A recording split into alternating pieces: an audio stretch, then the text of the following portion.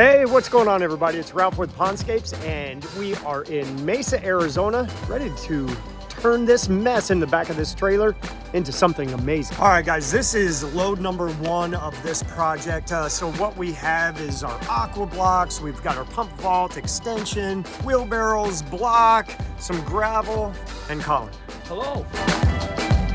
All right, so we're in this beautiful neighborhood called Eastmark, and we have got tight spaces to deal with, but we are going to do something really cool in this backyard. We are demoing out an old fountain. Actually, it's not that old. It is about 4 or 5 years old. It's just not hitting the mark as far as what the homeowners were hoping to have, and we're gonna make it go away and bring in something new. This runway is hurdle number one, and this overhang is hurdle number two. We've got all kinds of beautiful furniture, and that is what we are going to be working on. So we are going to demo out all of this coral fountain grass, pull this fountain feature apart. So basically what we have here is a fountain that just never really flowed properly. They've got a shear descent, so the idea is that's a clean sheet of water that comes out. But what happens is these things typically get clogged up very easily unless they're filtered. That's more of something that should go in a swimming pool. There are different designs that are appropriate in a fountain setting. This is just one that is using a fountain piece that's really not meant for this application. So we're gonna make all this go away, and we're going to build a new wall in front of this property wall and create a pondless waterfall right here. All right, so coming off of the wall to the curb right there, we've got about 7 feet to work with. And we're gonna do something very specific on this project, and because we get questions about this, why do you do this technique? This is going to be all bibbing. We're going to do a waterfall with no dirt backfill. This is all going to be gravel backfill and our bibbing process. So I'll walk you through why we do this and how we do it and show you what we come up with. All right, so like I mentioned, we've got this feature up and flowing, and you can kind of see the break in the clean sheet. Also, what we've got going on is quite a bit of splash that just bounces off. Now, there is filter material down here, so if you move the rocks, that the water just gets absorbed right into that filter and reduces the splash. When it comes to generating a tranquil sound of water, it's really underwhelming, and it basically sounds like a faucet running. So when we create our features, we also want to make sure that we're doing something to provide that audible sound, especially behind this wall. We've got a busy road, and the homeowners want something that'll help drown out that sound of traffic during the morning and evening rush hours.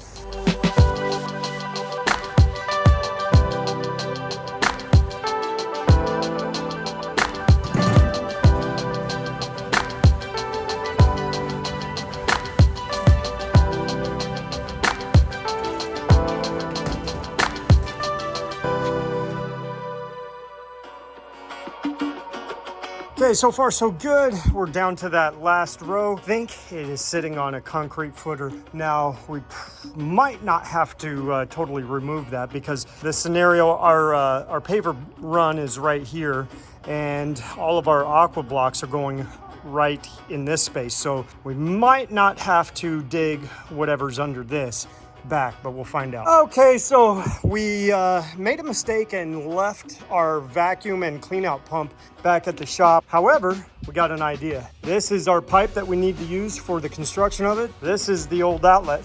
Go ahead. So we're gonna just go pump it out this way. And there she goes.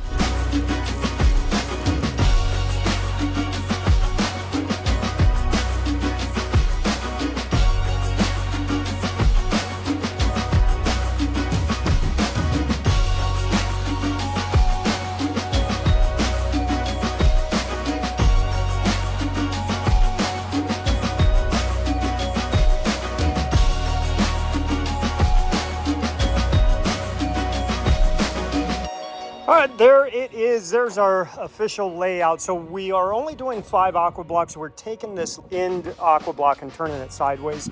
So this little gap right here, that'll get filled up with some river pebble, and then we're gonna be building on top of this. So basically what we are going to do is dig down the depth or the height of these aqua blocks are 10.5 inches. We just round up to 11. And then I want the top of my block about 4 inches below the top of these pavers. That'll play a part in how the rocks sit and how the water disappears once we get everything set. So basically what we're gonna do is throw a level on top of our pavers, project it out, and this whole excavation is gonna have to be 15 inches deep. Now with that being 15 inches deep for our aqua blocks, our pump vault, this section right here, that's the foot, that needs to be an additional 7 inches down below, so that block sits level on it. Now we've got our block wall built, and we're just leaving it right on top of the foundation of the old wall there, and that kind of works out for us because it's poured on a footer, so there's a concrete foundation under all of that, so it's nice and stable. That's not going to go anywhere, and the purpose of this wall is just to keep pressure and moisture off of that wall. So that pressure will push on this and it will be spread out. It's not going to be a lot of pressure, but also the moisture. So we've got these cells are void, and with that air in there, any kind of moisture that's going to be in the soil will transfer into this block, but not show up on the other side, and more importantly, not bleeding in to this wall and showing up on the other side of that wall.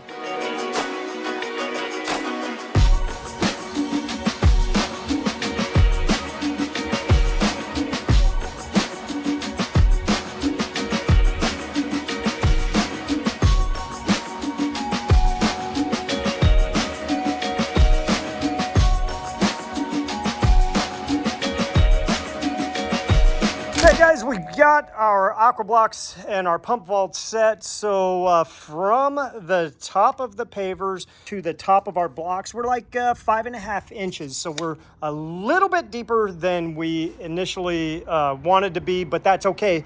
That gives us a taller final drop into the top of the aqua blocks. And then I like the elevation of where the pump vault is because it is about level with the pavers, and that'll be real easy to camouflage between here and here instead of a big mound of rocks. So that'll be easy to camouflage, and obviously we've got a short distance to our electrical, and it's going to be super easy to get our water supply over, around, and to our pump vault. Now the idea is to use the majority of that dirt because the nature of this project, I do plan on bibbing the entire waterfall, and we'll go over that as we get through it, but I really don't have a need for this dirt other than backfilling around the aqua blocks.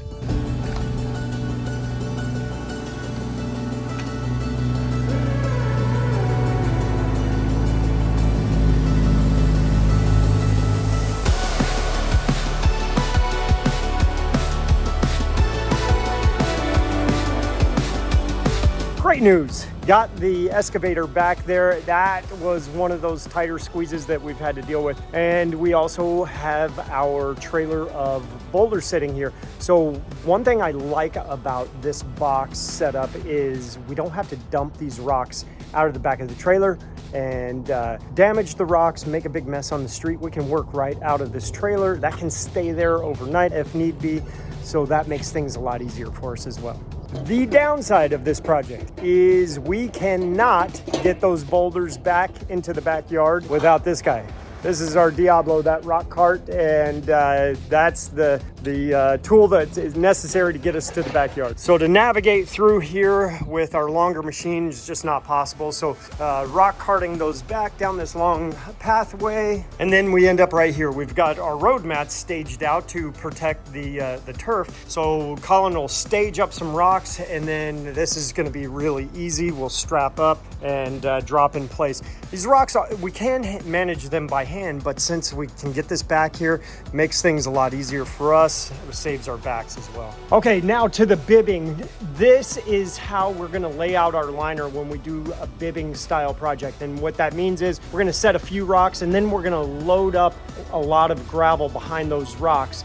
And then we're gonna set another rock behind the last one in line. Now, we may need to take away some gravel. We may need to add some gravel depending on the rock, but this affords us the opportunity to work with taller rocks. So if I have a level that I want that rock to sit down lower in, I can just pull some of that gravel, set that rock in, and then keep working our way back. Now, this does eat up a lot of gravel, but it gives us the opportunity to have more freedom to, like I said, use bigger rocks and to maximize our width.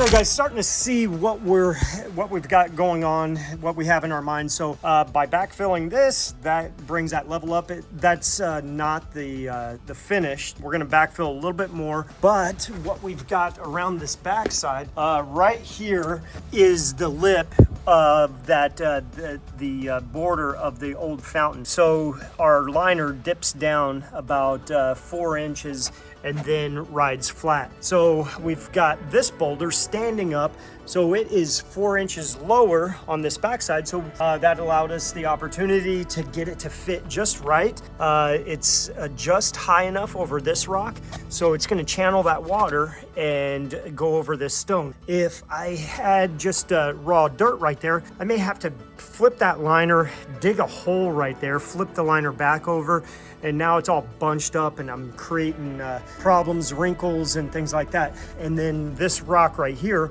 it fits perfectly the elevation of that in relation to this one. And then I'm gonna work off of this side and we'll fill that in with some gravel and doctor that up to make it kind of start pulling away from the flow of the water.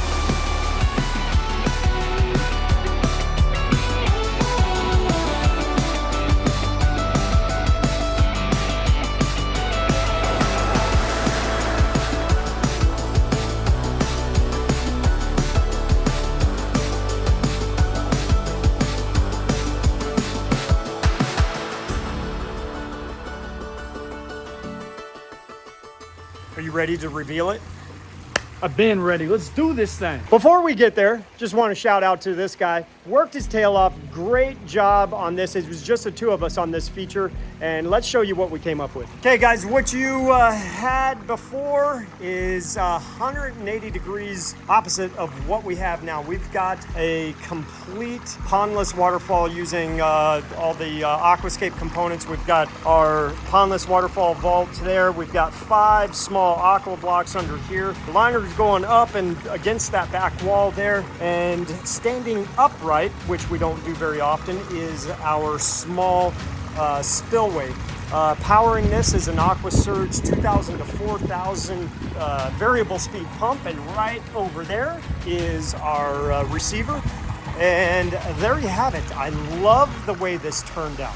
Okay, some of my favorite features on this is specifically this guy right here. We had water coming over this edge, and I kind of thought we would. I didn't think we would have as much as we do, but Colin had the idea of creating another drop and foaming this in and letting it cool and spill over once more. So we did that. Now, all of that water going there goes right down into the basin in recirculation. But the reason why I like this so much is look at that profile. Small birds and lizards and things like that can get right there and get into that area and get a drink of water without being rushed away in all the current that we have there. All right, guys, there you have it. Thanks for tuning in on this one. Hopefully the explanation of the bibbing process and foaming was clear enough for you. If you have questions, put them in the comments down below. Thanks for watching. Don't forget to subscribe, tell your friends, and we'll see you on the next one.